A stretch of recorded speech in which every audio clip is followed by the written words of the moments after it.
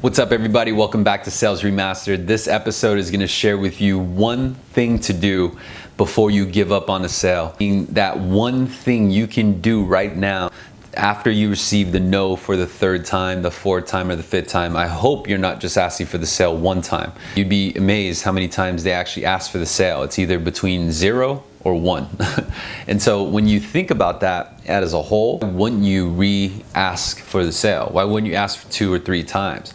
Because that sales conversation could have lasted about 30 to 45 minutes. So why wouldn't you ask them again?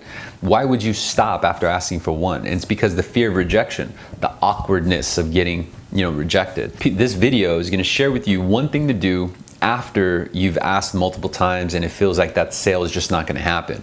Because the last thing you want to do when you leave a sales pitch is there's no TBD, meaning there's no to be determined. There's no reason to carry on to a next conversation, meaning they may not be in a position where they can make a decision.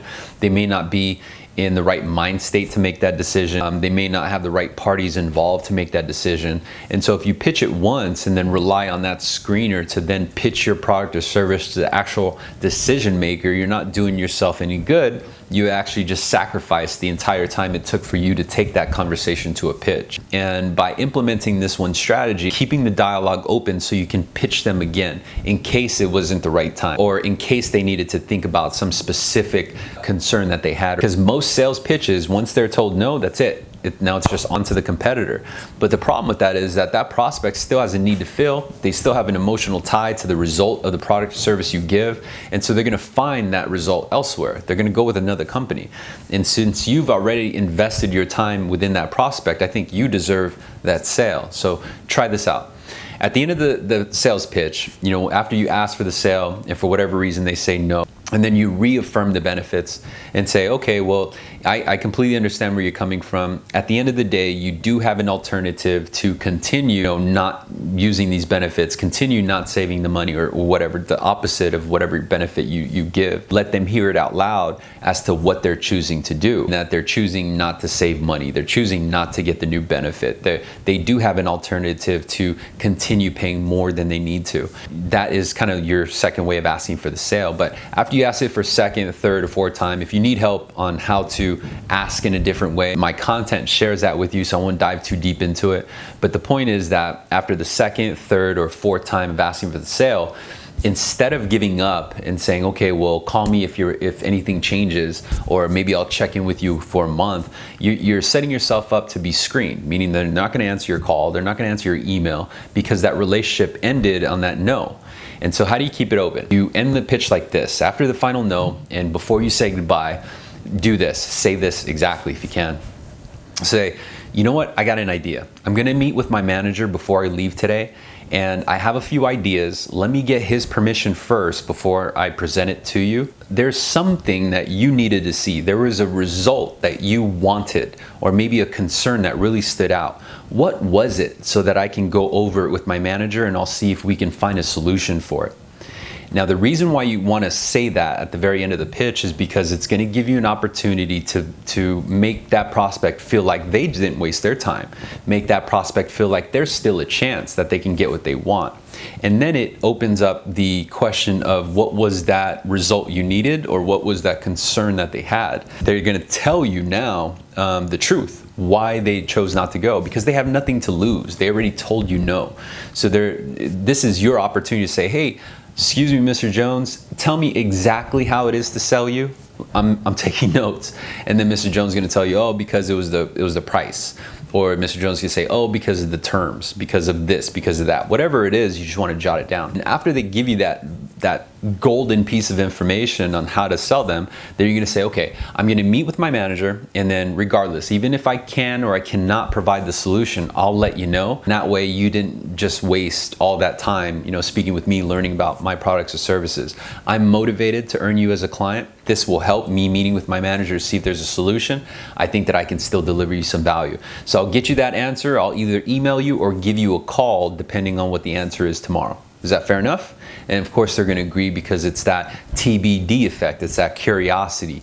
It's a win-win for them. They're going to be told either yes or no, or they're going to find out that they can get it from you or no. And what that does is it sets up the follow-up call, and that's actually where the sale happens. After you leave that conversation and you actually ask them, or you figure out what it was on their concern, then you can, you know, in your own time, without being in that awkward silence or having them on the phone, you can reassess your delivery and figure out, like, hey, am I even able to deliver this benefit? And if so, maybe there's something that I need from the prospect. Like in my sale, I need all income documents. I need W-2s, 1040s, pay stubs. I need a whole list of documentation before I can even start my sale. And then again, there's 30 to 45 days more just to even close that sale. And so the life cycle is rather long. But how do I keep them motivated? How do I keep them going? Not just for 1 day, 2 days, 3 days, 10 days, 21 days. I need them to stick with me 30 to 45 days from now. Don't leave me. Don't go with my competitors. Stick with me and give me your loyalty. And so how do you start that? Well, number one is you always kind of keep that curiosity, right? You gotta hold yourself in a particular image that you're the one to follow. And so you're doing this with your prospect. You're doing it all the time, even with individuals around you. You just don't know it yet. But how it applies to your prospect, and leaving that sales pitch by saying, hey, I have an idea. I'm gonna meet with my manager before I leave for the day. And I'm gonna ask him a few things first to see if I can get an exception to offer you this program. If I get his okay, I'm gonna release it to you. I think you're gonna like it based on what I've learned in this conversation. And you know what? When I send over this request to him, I really like to make note, there was a result that you wanted. There was a particular number that you wanted to see, or there was a concern that really stood out. Can you tell me what that was so I can go over it with him? And if I can get his approval, then I'll go ahead and release it to you, and you've now found your answer. Now they're gonna tell you what it takes to sell them. And so when you call back and you do your follow-up call, the reason why they're gonna call you back is because they wanna know what happened with your meeting with your manager. And whether you met with your manager or not, you were able to reassess and re-deliver that message. And so if their concern was about a number or a fee, then show them how to get that number or get that fee. Even if the rate was a little higher, but at least they covered that fee. Your approach is to meet halfway in the middle, or say, hey, you know what, I figured it out. I got the approval, I got great news. Give me a call back. And that's how your message sounds. So now they're calling you back. You're not just that person who they told no to 4 or 5 times, trying to call and pitch them again. And that's why a lot of voice messages are not returned, is because that's how the message sounds. It's like, hey, this is Daniel. I pitched you 3 weeks ago. You told me no 4 times. Just wanted to see if you'd like to take another 15 to 20 minutes so you could tell me no 4 more times, and I can try and pitch you the same product that you told me no 4 times.